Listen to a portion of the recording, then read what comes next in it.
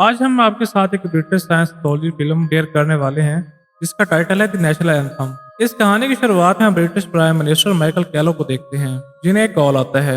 उन्हें एक shocking news मिलती है। उन्हें इमीडिएटली एक मीटिंग अरेंज करनी पड़ती है क्योंकि ब्रिटिश रॉयल फैमिली के प्रिंसेस को किडनैप कर लिया गया है।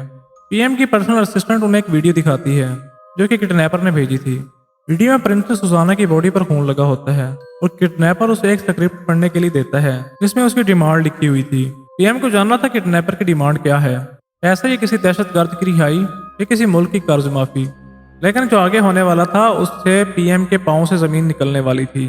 सुजियाना किडनैपर के स्क्रिप्ट को पढ़ना शुरू करती है।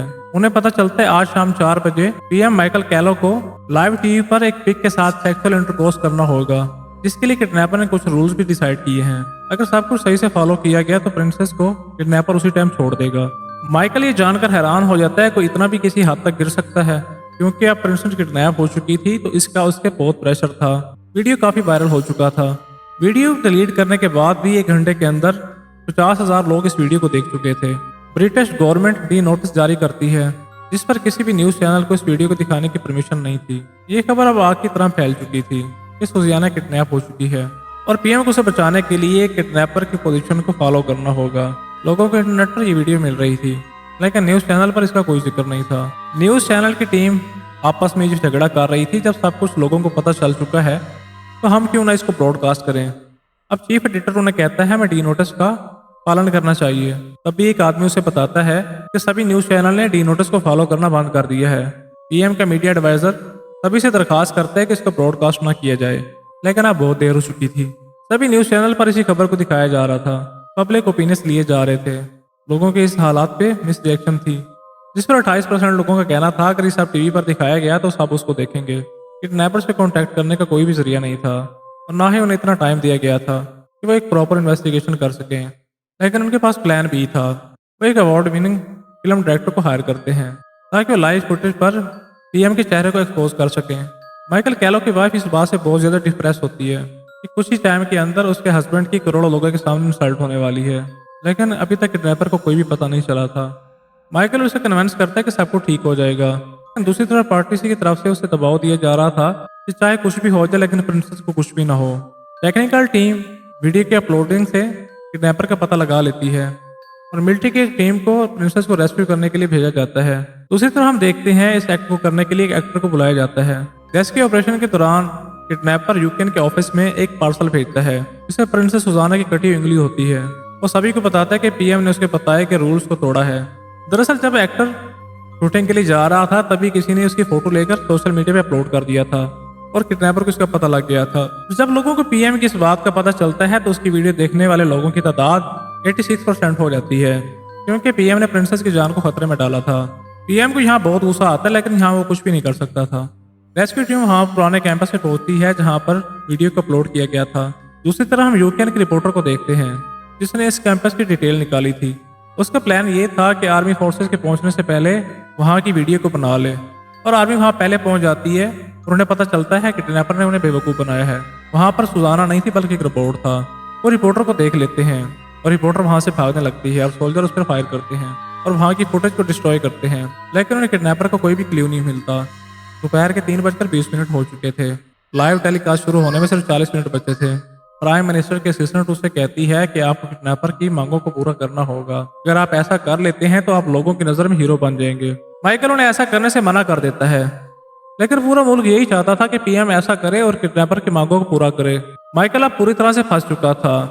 एक तरफ प्रिंसेस की जान बचानी थी और दूसरी तरफ उसकी पूरी दुनिया में इंसल्ट होने वाली थी। इंग्लैंड के लोग भी उसका विरोध करने लग गए थे।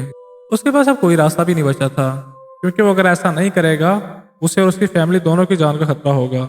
माइकल दिल पे पत्थर रखता है और ये फैसला ले लेता है और वो सभी स्टूडियो की तरफ बढ़ने लगते हैं। उसका असिस्टेंट उसे कहता है हम लोगों में झूठी अफवाह फैला देंगे। लाइव टेलीकास्ट से पहले सभी के डिवाइसेस सुपर साउंड निकलेगी जो कि आपको बीमार कर सकती है और 12 बजे के बाद इस क्लिप को रखना गैर कानूनी होगा। लेकिन माइकल को पता था इन सब चीजों से कुछ भी नहीं होने वाला, क्योंकि जो एक बार इंटरनेट पे आ जाता है वो कभी भी नहीं हटाया जा सकता। माइकल लाइव टेलीकास्ट के लिए स्टूडियो की तरफ निकलता है। पूरी मीडिया कवरेज सिर्फ उन्हीं की कार पर थी। माइकल के हाथ कांप रहे थे। हालातों से लाचार पीएम रिकॉर्डिंग रूम में आते हैं जहां पर उन्हें वो पिक दिखाई देता है जिसके साथ उन्हें इंटरकोर्स करना होता है। करोड़ों लोग इस टेलीकास्ट को देख रहे होते हैं। असिस्टेंट उन्हें कहती है आप ये करें और जल्दी लोग ये भूल जाएंगे। किडनैपर के रूल्स के अकॉर्डिंग पीएम ऐसा करना शुरू करते हैं। जो लोग पीएम से नफरत करते थे वो इस मंजर का जश्न बना रहे होते हैं। कुछ लोग अपनी आंखें बंद कर लेते हैं। अब इंग्लैंड की खाली सड़कें इस बात का इशारा कर रही होती हैं कि पूरा शहर अपने टीवी के सामने बैठा हुआ है और पीएम की मजबूरी का तमाशा देख रहा है। इस तरह से लाइव टेलीकास्ट 1 घंटे तक चलता है, क्योंकि अभी तक प्रिंसेस के बारे में किसी को भी नहीं पता था। हम प्रिंसेस सुजाना को देखते हैं, जिसे किडनैपर ने बिना किसी नुकसान पहुंचाए छोड़ दिया था। अब प्रिंसेस को रेस्क्यू कर लिया जाता है। जब पीएम को पता चलता है सुजाना सही सलामत है तो लाइव टेलीकास्ट को छोड़ देते हैं। अब इतना गलत काम करने के बाद उनका मन झिझोड़ उठता है। अब वो उल्टियां करने लगते हैं। अब इस कहानी की चौंका देने वाली बात यह है, प्रिंसेस सुजाना को लाइव टेलीकास्ट करने से पहले ही किडनैपर ने छोड़ दिया था, क्योंकि उसे पता था चाहे लोग कितने ही नरम दिल क्यों ना हो, जब तक लाइव टेलीकास्ट चलता रहेगा लोग अपनी टीवी को नहीं छोड़ेंगे। हमें पता चलता है जिसने प्रिंसेस को किडनैप किया था वो एक आर्टिस्ट था, जिसका नाम कार्टन बून था, जिसे कभी टर्नर प्राइज के द्वारा सम्मानित किया गया था। कभी उसे आर्टिस्ट के लिए अवार्ड दिया गया था, जो कि आर्टिस्ट की दुनिया के बहुत बड़े नाम वाले को दिया जाता है। अब इस वीडियो को रिलीज करने के बाद उसने खुद सुसाइड कर लिया था। अब हमें पता चलता है जो फिंगर उसने भेजी थी वो उसकी खुद की उंगली की थी। पीएम की वाइफ उसे कॉल करती रहती है, लेकिन माइकल उसकी कॉल को रिस्पॉन्स नहीं करता। असिस्टेंट इस फाइल को रिमूव करवा देती है कि रिकॉर्डिंग से पहले 30 मिनट पहले प्रिंसेस को रिहा कर दिया गया था, ताकि पीएम को उसकी गलती का पता ना चले। इसी तरह से इस बात को 1 साल बीत जाता है। हम देखते हैं कि माइकल कैलो लोगों के साथ अच्छी तरह से घुल मिल गए हैं। अब लोग उन्हें पहले से ज्यादा पसंद करते हैं। इंग्लैंड के लोग इस दिन को सेलिब्रेट करते हैं, क्योंकि प्रिंसेस इस दिन सही सलामत अपने घर पहुंच गई थी। लेकिन पीएम के साथ क्या हो रहा है ये कोई भी नहीं समझ पाएगा। इसलिए कहानी के एंड में देखते हैं जब माइकल कैलो रिपोर्टर को छोड़ के अपने घर के अंदर आते हैं तो उनकी वाइफ उनसे बात नहीं करती, और इसी के साथ ये कहानी यहीं पर खत्म हो जाती है।